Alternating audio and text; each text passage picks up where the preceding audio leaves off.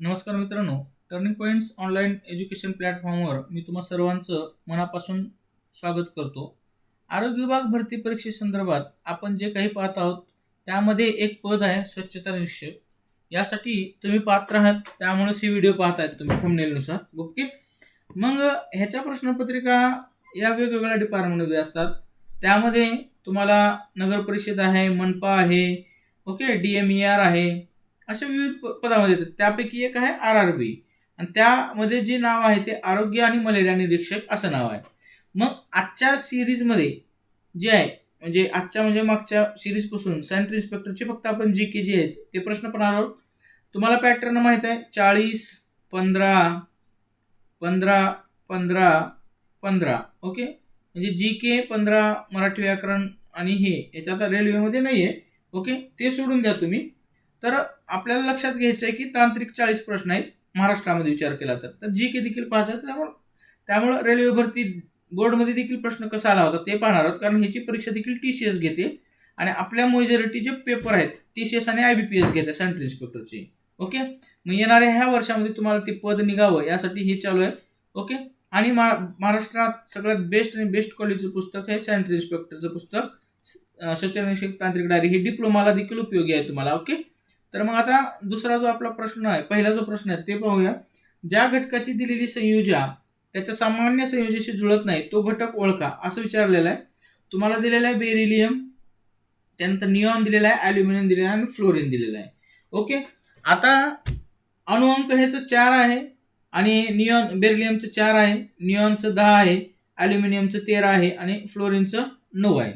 मग इथं काय एक गोष्ट लक्षात घ्या, संयोजा काय असते, इलेक्ट्रॉन स्वरूपण हे तुम्हाला माहित आहे KLMN. हे तुम्ही पाहिलंय. आता मी ही K मधला, त्यानंतर L, ओके, त्यानंतर हा M, ओके, त्यानंतर हा तुमचा N. ओके, मग ह्याच्यामध्ये तुम्हाला माहित आहे की कशा प्रकारे KLM याचं जे इलेक्ट्रॉन स्वरूपण आहे ते निघतं, तर ते तुम्हाला बघायचे आहे.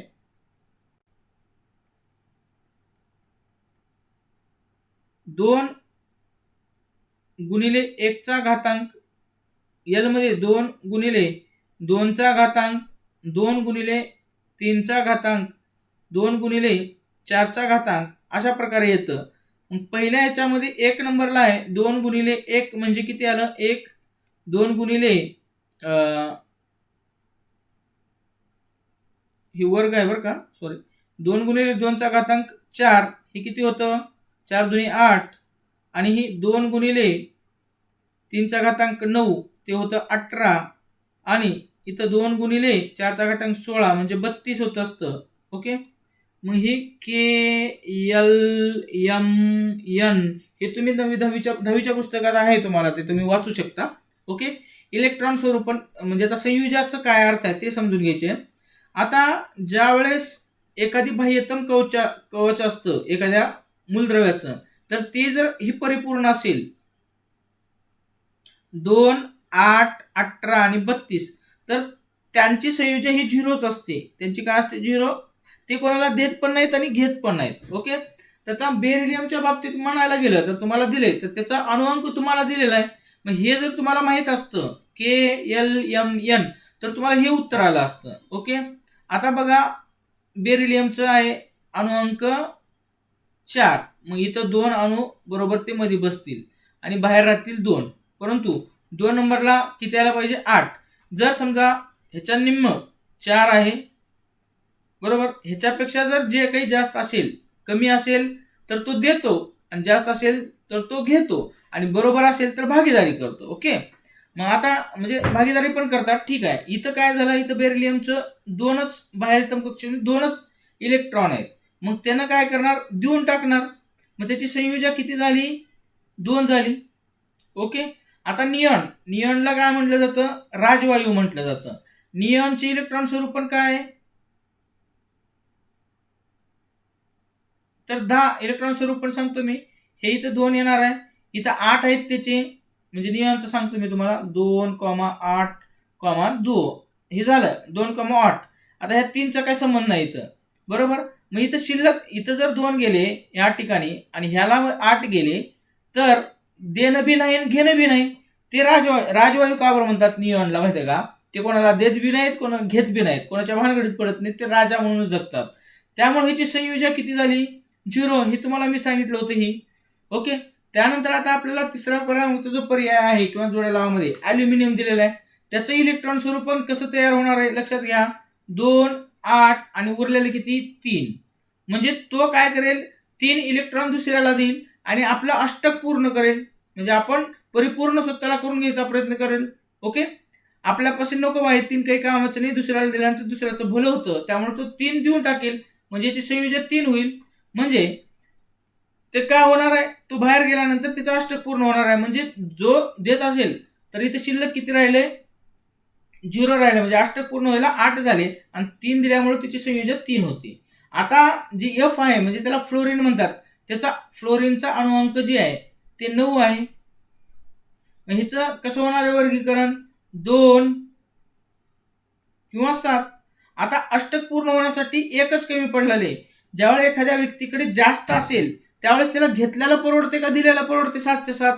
तर घेतल्याला परवडते. म्हणून ही फ्लोरीन जी आहे तर तो अष्टक पूर्ण करण्यासाठी केवळ एक कमी पडत असल्यामुळे तो दुसऱ्याकडून घेतो. म्हणून ह्याची संयोजन जी आहे ती 7 नाही राहता 1 राहील. त्यामुळं आपलं जे उत्तर आहे ते फ्लोरीन आहे. आणि ह्यामुळं ही KLMN जर क्लिअर राहिलं असतं किंवा हे जर तुम्हाला समजलं असतं 2,8 किंवा हे जे फॉर्म्युला दिलाय तर हे प्रश्न तुम्हाला समजलं असतं. तर आपल्या रेल्वे भरती ग्रुप डी मध्ये कन्सेप्च्युअल प्रश्न जे आहे ते पहिलाच प्रश्न विज्ञानाचा कन्सेप्च्युअल असून इलेक्ट्रॉन स्वरूपावर आहे. आणि हे 10वीच्या पुस्तकामध्ये तुम्हाला एक प्रकरण आहे मूलद्रव्यांचे आवर्ती वर्गीकरण, त्यामध्ये तुम्हाला हे उत्तर मिळून जाईल. ओके. जर काही या पदाबद्दल शंका असेल किंवा माझं चुकलं असेल तर कमेंट बॉक्समध्ये सांगू शकता किंवा 89 99 56 13 13 हा संपर्क क्रमांक आहे. काही असेल अभ्यासाबद्दल तर तुम्ही त्याला व्हॉट्सअप करू शकता. ओके. आणि टर्निंग पॉईंट्स ॲपवर तुम्हाला मेंटरशिप प्रोग्राम केवळ 299 मध्ये मिळून जाईल. त्या रेकॉर्डेड व्हिडिओ हे देखील व्हिडिओ आहेत. आणि त्यानंतर तुम्हाला दुसरा मुद्दा टेस्ट सोडवा आणि पोस्ट मिळवा या तत्वाला वापरून जास्तीत जास्त टेस्ट देण्याचा घटक नाही आणि विषय नाही प्रयत्न असेल तर तुम्ही ते बघू शकता. ओके. तर पुढचा जो प्रश्न आहे आपला दुसऱ्या क्रमांकाचा, भारतीय संविधानाच्या अनुच्छेद 74 अन्वये केंद्रीय मंत्री परिषदेला कोणत्या प्राधिकरणाला मदत करणे आणि सल्ला देणे बंधनकारक आहे? महाराष्ट्रातील परीक्षेच्या दृष्टीत आणि केंद्राच्या परीक्षेच्या दृष्टीनं जर बघितलं तर पॉलिटी म्हणजे मी जेवढं वाचले पॉलिटी ही डिटेल विचारतात. म्हणून महाराष्ट्रामध्ये एक ठरलेला साच्यबद्धपणा आहे. एवढा अवघड पॉलिटी प्रश्न नसतं.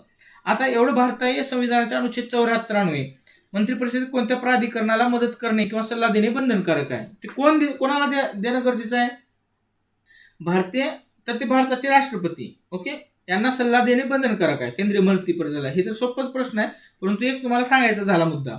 आता भारतीय संविधानामध्ये भाग 5 ओके भाग 5 मध्ये जे आहे ते कलम जे आहे अनुच्छेद म्हणा 74 केंद्रीय मंत्री परिषदेशी संबंधित आहे. आणि या कलमानुसार राष्ट्रपतींना त्यांच्या कार्याच्या मदत करण्यासाठी सल्ला देण्यासाठी एक मंत्री परिषद असेल असा स्पष्ट उल्लेख आहे. आणि या मंत्री परिषदेचा प्रमुख कोण असतो? ते असतात पंतप्रधान. या मंत्री परिषदेचा प्रमुख कोण असतात? पंतप्रधान. पंतप्रधान हे म्हणजे राष्ट्रपती नामधारी आहेत आणि पंतप्रधान हे वास्तविक प्रमुख आहेत. हे पण तुम्हाला लक्षात ठेवायचे. ओके. राष्ट्रपती या मंत्री परिषदेच्या सल्ल्यानुसारच आपले अधिकार वापरतात आणि कार्य करतात. आणि हे जे आहे हे राष्ट्रपतीवर बंधनकारक आहे. मंत्री परिषदेचा जो सल्ला आहे राष्ट्रपतीवर बंधनकारक आहे. ही 42वी घटना दुरुस्ती जी झाली त्यानुसार केली आहे 1976 ला. आणि तत्कालीन पंतप्रधान होत्या श्रीमती इंदिरा गांधीजी. हे काय होते त्यावेळेस पंतप्रधान होत्या. ओके. तर आता एक्स्ट्रा माहिती गेली. कलम 74 झाला. आता कलम 75 बद्दल थोडी माहिती सांगतो. ह्या सगळ्याचं विश्लेषण तुम्हाला रिटर्न स्वरूपामध्ये आपल्या टर्निंग पॉईंट्स ॲपवर जे आहे ते उपलब्ध होऊन जाईल. आता कलम 75 जे आहे पंतप्रधानांची नियुक्ती राष्ट्रपती करतील. नेमणूक कोण करते आणि इतर मंत्र्यांची नियुक्ती ही पंतप्रधानांच्या सल्ल्याने राष्ट्रपती करतील. हे आर्टिकल 75चं आहे. ओके. आणि केंद्रीय मंत्री परिषद हे सामूहिकरित्या लोकसभेला जबाबदार असतो. केंद्रीय मंत्री परिषद सामूहिकरित्या लोकसभेला जबाबदार असतात. हे देखील लक्षात ठेवायचे आहे. यावर देखील प्रश्न आलेला आहे आणि ह्याचा उल्लेख 75च्या कलम 3 म्हणजे 75 वोट कलम 3 मध्ये केलेला आहे. ओके. तर मग अशा प्रकारे प्रश्न जे आहे ते पॉलिटीवर होता. प्रश्न सोपा होता. वारंवार तुम्हाला रिव्हिजन केल्यानंतर पॉलिटीचा एकही प्रश्न चुकत नाही. तर आता त्यानंतर पुढचा जो प्रश्न आहे तो आहे एक तो विज्ञानचा प्रश्न आहे. विभवांतर कुलोम यावरती प्रश्न आहे. 14 व्होल्टच्या विभवांतरासह 2 बिंदूमध्ये 10 कुलोमच्या विद्युतभार मुव्हिंगचे कार्य किती असेल? तुम्हाला माहित आहे वर्क इज इक्वल टू विभवांतर इंटू विद्युतभार कुलोम हे सूत्र माहित आहे आपल्याला. काय करायचे दिलेलं काय आहे विभवांतर दिलेलं आहे 10 व्होल्ट, कुलोम दिलेलं आहे 10 कुलोम. ओके, आपल्याला काय काढायचे कार्य काढायचे. सूत्र सोपं आहे WVK. ओके, मग लिहिलो मी इथं सॉरी 14 दिलेलं आहे विभवांतर 14 गुणिले 10 हे गुणाकार करायचा तर 140 आणि वर्क जी आहे कार्याचं जी आहे काय म्हणतात त्याला SI युनिट ही जूल आहे. ओके, हे सगळे काय दिले तुम्हाला MKS पद्धतीमध्ये दिलेलं आहे. MKS पद्धतीमध्ये दिलेलं आहे, CGS पद्धतीमध्ये नाही. ओके, MKS म्हणजे मीटर किलोग्रॅम सेकंद आणि CGS म्हणजे सेंटीमीटर ग्रॅम आणि सेकंद असं असतं.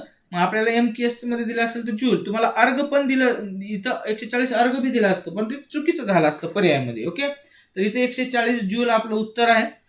कदाचित हे साधं सोपं प्रश्न आहे गणिताचा, भौतिकशास्त्रावर प्रश्न आहे. ओके, सेंट्रलमध्ये जे आहे ते विज्ञानावर जरा जास्तच प्रश्न विचारलं जातं हे मला निदर्शनास आलेलं आहे. पुढे खालीलपैकी कोणाला तिच्या किंवा त्याच्या साहित्य आणि शिक्षण क्षेत्रातील योगदानामधील जानेवारी 2025 मध्ये मरणोत्तर पद्मविभूषण पुरस्काराने सन्मानित केलेला आहे. तर आता ठीक आहे, इथं जे आहे उत्तर जे आहे प्रसिद्ध मल्याळी साहित्यिक आणि चित्रपट निर्माते MT वासुदेवन यांना ते वासुदेवन नायर यांना दिलेलं आहे. परंतु हे प्रश्न तुम्हाला येणार नाही. आता येणाऱ्या काळामध्ये 2026ला जे काही पद्मभूषण पद्म अवॉर्ड आहेत त्याचं मात्र तुम्ही नोट्स काढून ठेवा आणि हे येणाऱ्या काळामध्ये यावर प्रश्न विचारतात. याच ठिकाणी नाही, जोपर्यंत नोकरी लागत नाही तोपर्यंत पद्म पुरस्काराविषयी तुम्हाला सगळा अभ्यास करायचा आहे. यावर जास्त सविस्तर सांगायची आवश्यकता नाही. पुढे आहे महिलांमध्ये खालीलपैकी कोणते लैंगिक परिपक्वता बदल होतात? कंबर अरुंद होते, स्तनांचा आकार वाढू लागतो, त्वचेतील तेल निर्मिती कमी होते, मासिक पाळी थांबते. महिलांमध्ये खालीलपैकी कोणते लैंगिक परिपक्वता बदल होते? तर जे उत्तर आहे ते स्तनांचा आकार वाढू लागतो. ओके, महिलांमध्ये लैंगिक परिपक्वता ज्यावेळेस मॅच्युरिटी येते ओके त्यावेळेस जे आहे तर त्याचा मुख्य म्हणजे उत्तर जे आहे ते स्तनांचा आकार वाढू लागतो. ओके, तर मग त्यानंतर पुढचा प्रश्न आहे आपला. प्रश्न पाहण्याच्या अगोदर थोडा मार्केटिंगचा भाग हो. तुम्ही आता सायन्स इन्स्पेक्टर करत आहेत, तिची फी 299 रुपये आहे.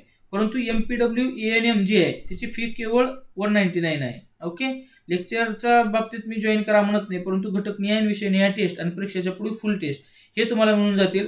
आणि टेस्ट सोडवा आणि पोस्ट मिळवा या तत्वाचा वापर करून तलाठीचे 5000 प्रश्नाचा सराव करून घेणार आहे. तुम्ही नाही तर नाही पण दुसऱ्याला सांगा. ओके, एक नंबर क्वालिटीचे प्रश्न आहेत आणि इथे जरी 5000 म्हणलं तुम्ही बघा येणाऱ्या काळामध्ये ह्याची 2 वर्षाची व्हॅलिडिटी आहे. खरंच एक नंबर आहे. आता अतिरिक्त नाही काय नाही, साधे बट सिंपल सध्या प्रश्न आहेत. येणाऱ्या काळात 2 वर्षात किती डेव्हलप त्यामध्ये होईल त्यावेळेस तुमच्या लक्षात येईल की माफक फी मध्ये खूप काही दिलेलं आहे. आणि 10वीच्या बेसवर गट डटे सिरीज इथं 100 टेस्ट जे आहेत ते तुम्हाला विषय निहाय मिळून जातील आणि तिथं देखील लिमिटेशन आम्ही ठेवत नाही, जास्तीत जास्त होईल ती द्यायचा प्रयत्न करणार आहे. ओके, त्यानंतर पुढचा प्रश्न आहे खेजरी वृक्षांच्या संरक्षणासाठी खालीलपैकी कोणत्या व्यक्तीने आपले प्राण दिले? तुम्हाला माहित आहे ह्याचं उत्तर आहे अमृता देवी बिश्नोई. आता 1730 साली जे राजस्थानमधील जोधपूर आहे, राजस्थानमधील जोधपूर जवळ एक खेजरी गाव आहे जे आता प्रश्नामध्ये उल्लेख खेजरली गाव आहे. एक अध्याय म्हणजे इथं एन्व्हायरमेंट चळवळ झाली. अमृता देवी बिश्नोई यांच्या नेतृत्वाखाली बिश्नोई समाजाने खेजरी वृक्षांना तोडण्यापासून वाचवण्यासाठी झाडाला काय केले? त्यांनी मिठी मारली. झाडाला काय केले? मिठी मारली या महिलांनी. आणि त्या तिथल्या राजाच्या सैनिकांनी झाडे तोडताना अमृता देवी आणि त्यांच्या मुलासह एकूण 363 बिश्नोई लोकांची हत्या केली. ओके, बघा म्हणजे पर्यावरणाचं रक्षण करण्यासाठी एवढा म्हणजे त्यावेळेस त्या राजाने एवढ्या लोकांची कत्तल केली. आणि ह्याची प्रेरणा घेऊन तुम्हाला जे आपल्या नेहमीच वाचण्यात येतं ते म्हणजे चिपको आंदोलन आहे जे भारतात सुरू झालं.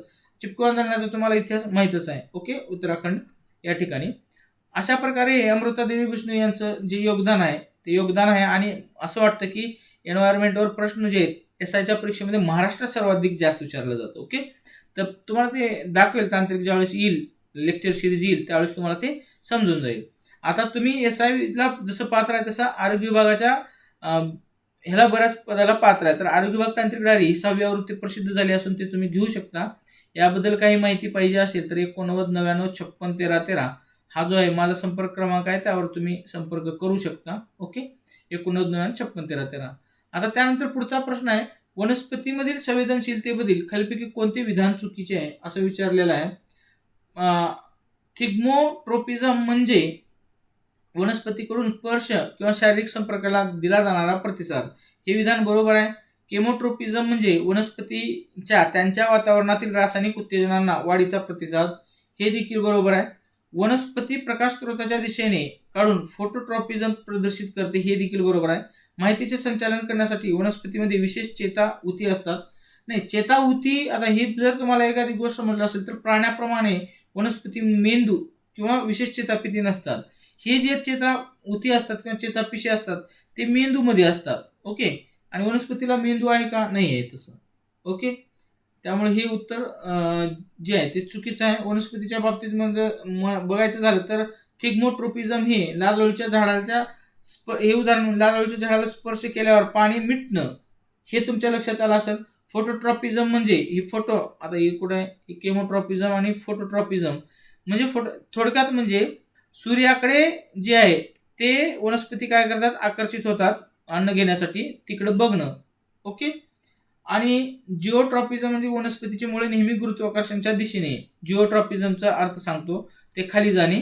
ओके, गुरुत्वाकर्षणाच्या दिशेने, अशा प्रकारे ह्याचा अर्थ आहे. आता इथं जर तुम्हाला माहिती पाहिजे की पेशी चेता ऊती, ओके, ते मानवाच्या मेंदूमध्ये असतात, तर वनस्पतीला मेंदू नसल्यामुळे ह्याचं उत्तर जे आहे ते म्हणजे वाचतानाही वरचं कंटेंट अवघड आहे, परंतु जर थोडं कॉमन सेन्स वापरला किंवा चेता ऊती वनस्पतीमध्ये नसतात तर आपलं जे उत्तर चुकीचं विधान आहे ते विधान क्रमांक 4 ते आपल्याला मिळून जाईल.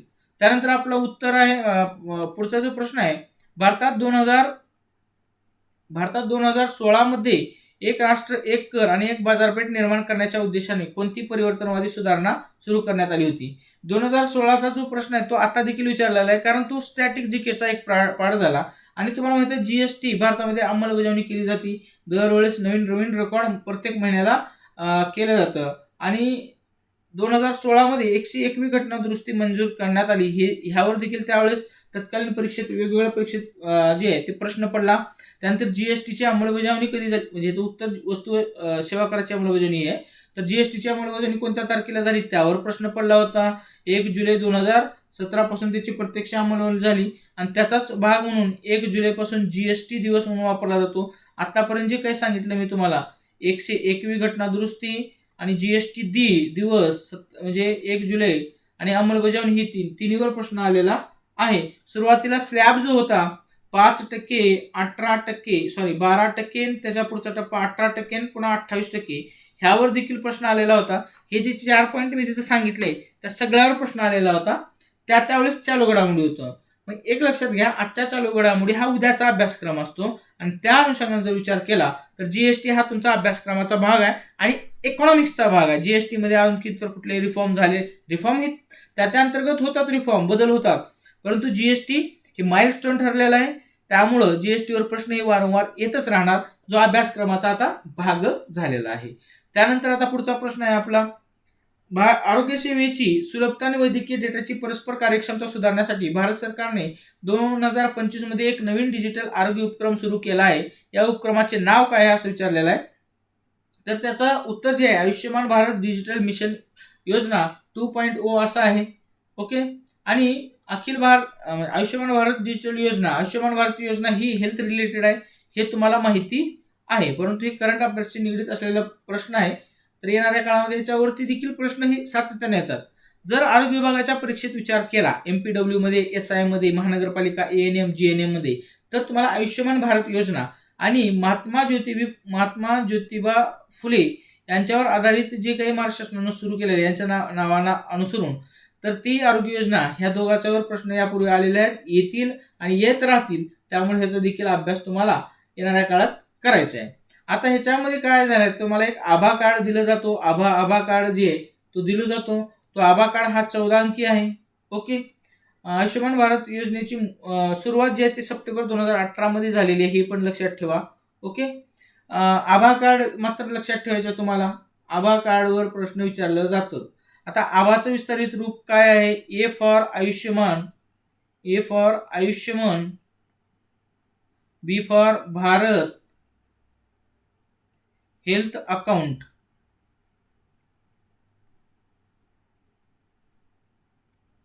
आभा कार्ड असं त्याचं नाव आहे.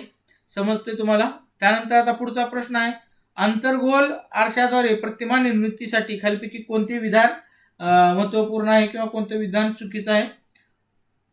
तर नाभीवर ठेवलेली विधान सत्य आहे विचारलेलं आहे. नाभीवर ठेवलेली वस्तू अत्यंत कमी झालेली प्रतिमा बनवते. जेव्हा वस्तू वक्रतेच्या केंद्रस्थानी असते तेव्हा प्रतिमेचे स्वरूप वास्तविक आणि उदग्र असते. जेव्हा वस्तू अनंत तत्व स्थितीत ठेवली जाते तेव्हा प्रतिमेचा आकार वाढतो.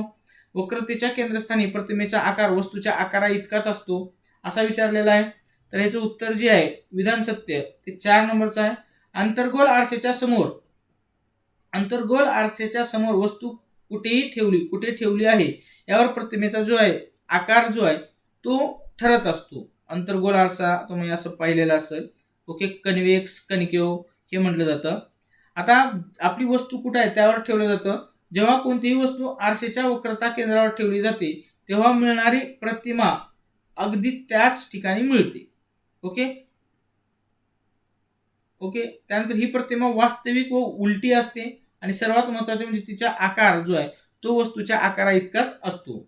नाभीवर एक वस्तू ठेवल्यास तिची प्रतिमा अनंत अंतरावर मोठी म्हणजे अंतावर जी आहे ती मोठी मिळत असते आणि अनंत अंतरावर ठेवल्यास नाभीवर अतिशय छोटी मिळत असते.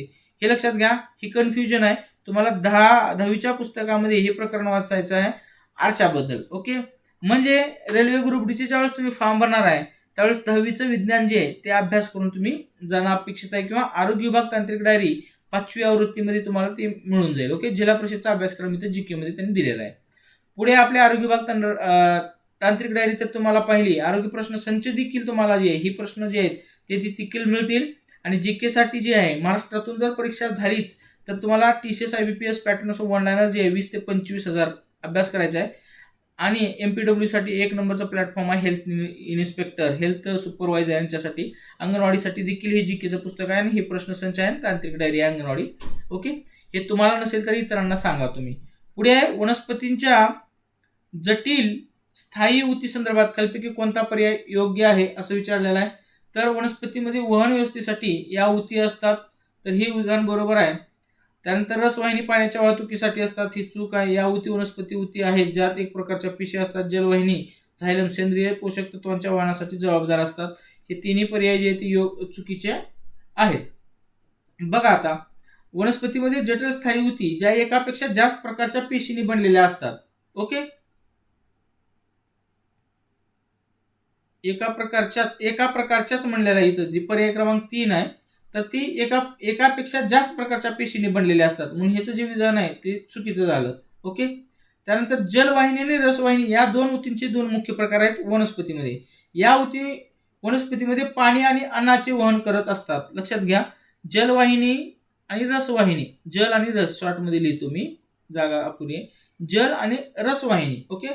आता पर्याय 2 बघू. रसवाहिनी पाण्याच्या वाहतुकीसाठी केलं नाही तर ह्याच्यामध्ये ऑलरेडी जलवाहिनी आहे ना, रसवाहिनी अन्नाचं करतं त्यामुळे हे विधान देखील चुकीचं आहे.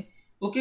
आता पर्याय 4 जलवाहिनी सेंद्रिय पोषक तत्वांच्या वहनासाठी नाही. ही जलवाहिनी म्हणजे झायलं पाणी घेऊन जाते, रसवाहिनीचा कार्यक्रम आहे ही.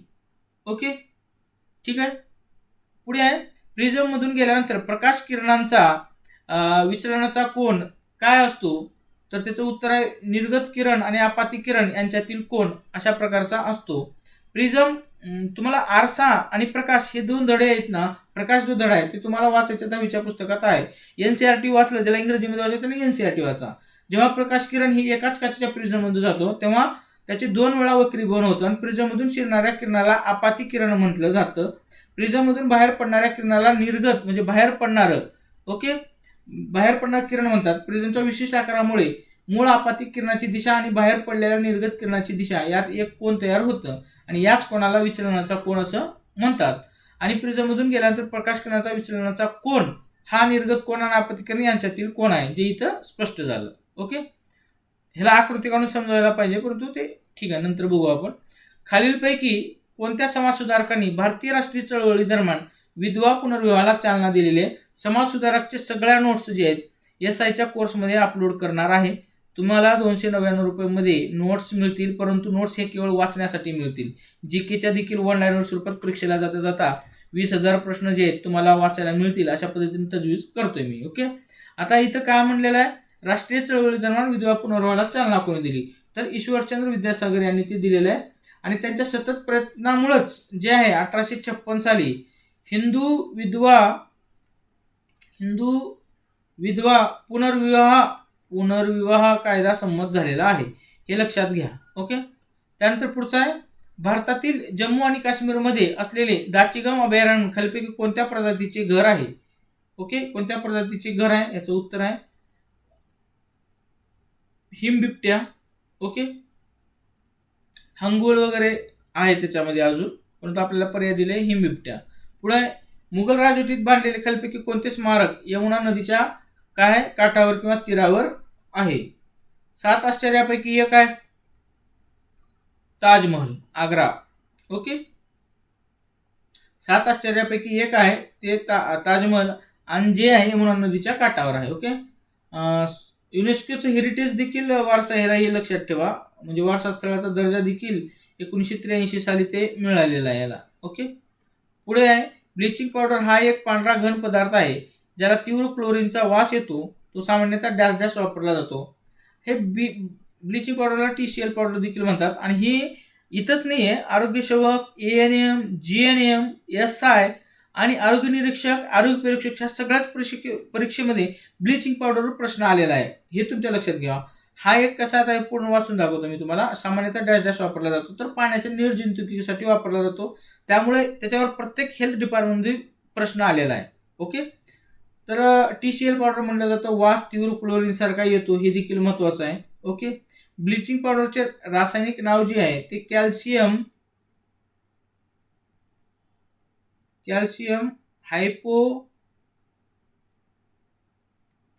हायपोक्लोराइट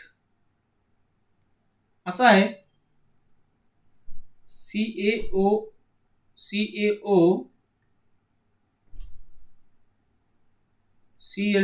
असं याचं रेणुसूत्र आहे. ह्या रेणुसूत्रावर देखील प्रश्न आलेला होता. ओके, क्लिअर, लक्षात घ्या तुम्ही.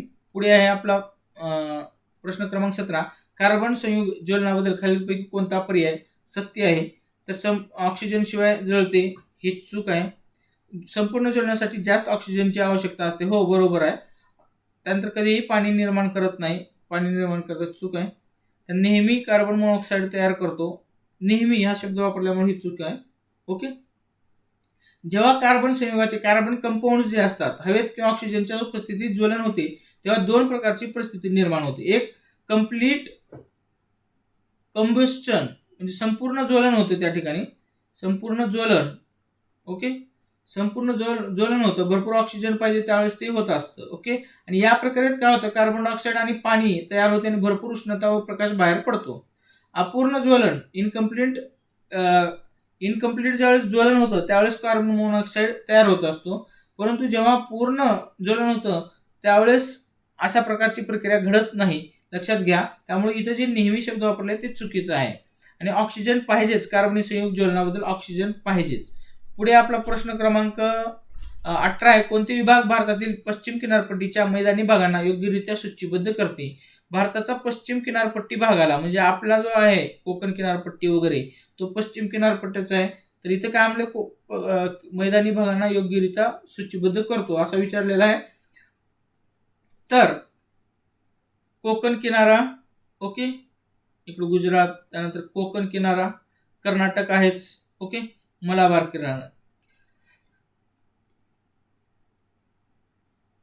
किनारा हे याला केला जातं. पूर्व किनारा म्हणल्यावर हा इकडला आला, त्यामुळे ही पर्याय. कोरोमंडल तिकडलं, वेमनाड केरळ, ते देखील नाहीये. त्यानंतर कोरोमंडल हे नाही आहे. आता ह्याच्यावरून लक्षात घ्या, आपलं उत्तर जे असेल ते उत्तर पर्याय क्रमांक 2 जो आहे ते आपले उत्तर आहे. कोरोमंडल आणि नॉर्दर्न सार्कोर जे आहे, सरकार किनारा जो आहे तो पूर्व किनारपट्टीचा भाग आहे. ओके, हे लक्षात घ्या. त्यानंतर आपला पुढचा प्रश्न आहे, भारतीय संविधानातील कोणत्या सुधारणेने दिल्ली केंद्रशासित प्रदेशाची विधानसभेची स्थापना झालेली आहे? तर 69वी घटना दुरुस्ती झाली. 69वी घटना दुरुस्ती केल्यानंतर दिल्लीसाठी 70 सदस्य असलेली विधानसभा अस्तित्वात आलेली. एवढे सदस्य का? कारण तिथं दिल्लीमध्ये लोकसंख्या खूप आहे आणि national capital territory of Delhi असं देखील त्याचं जे आहे ते नामकरण करण्यात आलं. दिल्ली केंद्रशासित प्रदेशाचे नाव बदलून राष्ट्रीय राजधानी क्षेत्र दिल्ली असं करण्यात आलं. आणि ही 69वी घटना दुरुस्ती हे जे आहे महत्वपूर्ण आहे. यावर परीक्षेत प्रश्न यापूर्वी देखील आलेले आहेत. पुढे ठीक आहे, आपला 19 झाला प्रश्न. पेपर संपलेले आहेत आपले. बघा, पूर्ण प्रश्न संपलेला आहे. Turning points app mentorship programme जे आहे ते तुम्ही SIचा कोर्स जॉईन करू शकता. अशा पद्धतीने GKचे प्रश्न, GSIचे प्रश्न असतात. मलेरिया इन्स्पेक्टर जे आहे रेल्वेमध्ये ह्याच्यासाठी ही प्रश्नाचा मॉड्यूल होता. विज्ञानचा अभ्यास तुम्हाला जास्त करायचा आहे आणि जे तुम्ही नेहमी करता त्यावरच प्रश्न आहेत हे देखील यावरून समजून येते. ओके, आता पुढचे जे प्रश्न आहेत PCMC असो की पुणे असो, सोलापूर असो, ह्याचे देखील GKचे प्रश्न आपण घेणार आहोत. म्हणजे आपलं जे पोर्शन आहे स्वच्छता निरीक्षकचं ते पूर्ण होणार आहे. MPWचे देखील GK सगळं क्लिअर करून घेणार आहे. ओके, आता पुन्हा एकदा तुम्हाला सांगतोय, कृपया करून जेवढं शक्य असेल तेवढं टर्निंग पॉईंट्स ॲप डाउनलोड करा, त्यावर टेस्ट सोडवा आणि अभ्यासाला लागा. आणि आमच्याकडून काही चुकत असेल तर तुम्हाला कमेंटमध्ये मेन्शन करू शकता किंवा नंबर जो आहे 89 वरती देखील तुम्ही मला व्हॉट्सअप करू शकता. ओके, व्हिडिओला तर नक्की शेअर करा, सबस्क्राईब करायला विसरू नका. Thanks for watching this video.